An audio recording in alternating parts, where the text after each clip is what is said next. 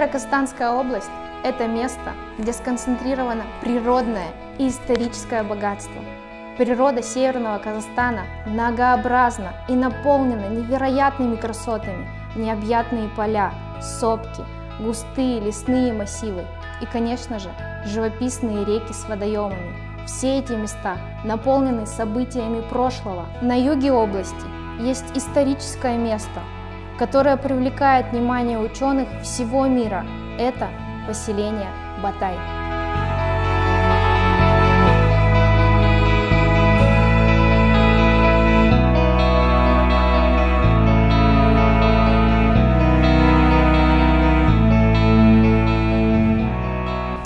И сейчас я вас приглашаю в зал эпохи неолита, где мы познакомимся с одним из самых интересных, больших и наиболее изученных археологических памятников поселения Батай. Это областной историко-краеведческий музей. Я, Мусенко Кристина, ваш экскурсовод.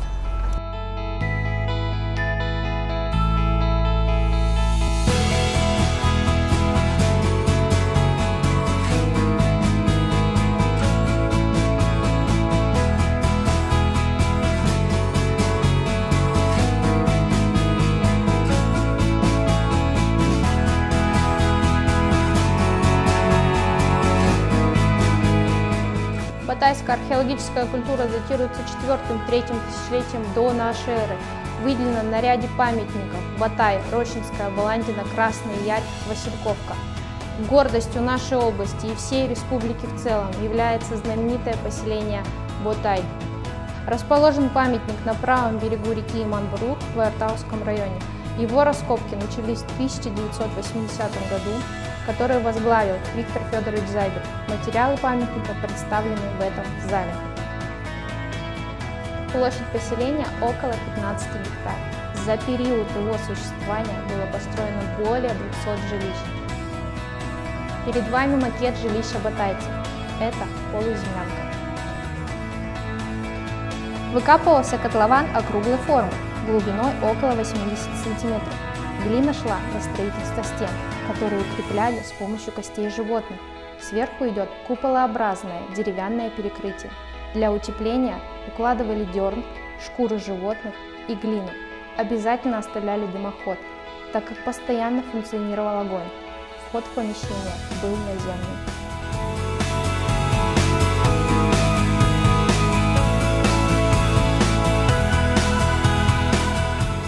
В результате раскопок были обнаружены сотни тысяч костей животных, и почти все они принадлежали лошади.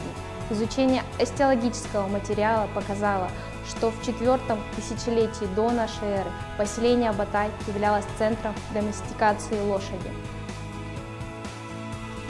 Одомашнивание лошади дало нашим предкам немыслимое на тот период превосходство и произвело крупнейшую революцию в хозяйстве и военном деле. На сегодняшний день на территории памятника мы можем наблюдать остатки 80 жилищ, которые напоминают блюдцеобразные углубления диаметром до 6 метров.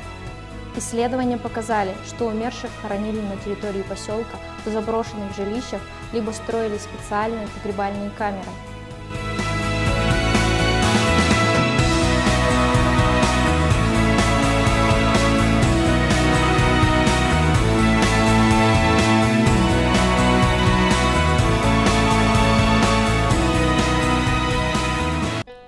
Первые погребения удалось найти только лишь в 1983 году, спустя несколько лет с начала исследования. Не обошлось и без сенсаций. В одном из жилищ был обнаружен череп человека со следами прижизненной трепанации. Ученые до сих пор дискутируют о ее назначении. Было ли это хирургическое вмешательство или ритуальный культ. Батайцы вели комплексное, многоотраслевое хозяйство, основой которого было коневодство. Занимались охотой, рыболовством, производством орудий труда, керамической посудой, предметами культа. Сырьевой базой для этого служили кремень, камень, глина и кость.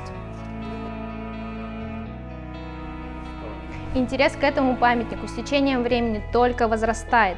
Для сохранения историко-культурного наследия в 2018 году на поселении был создан Республиканский государственный историко-культурный музей-заповедник Батай.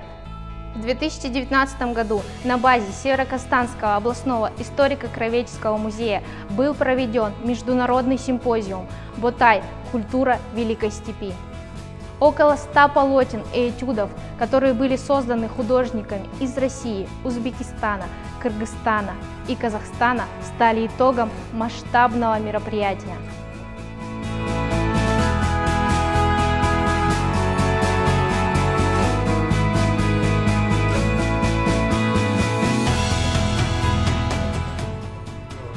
Главный символ и бренд Северо-Казахстанской области в этом году преодолел отметку в 40 лет со дня исследования этого памятника.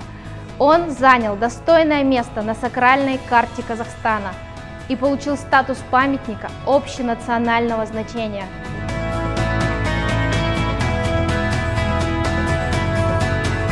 Еще много интересных фактов можно рассказать об этом поистине уникальном памятнике.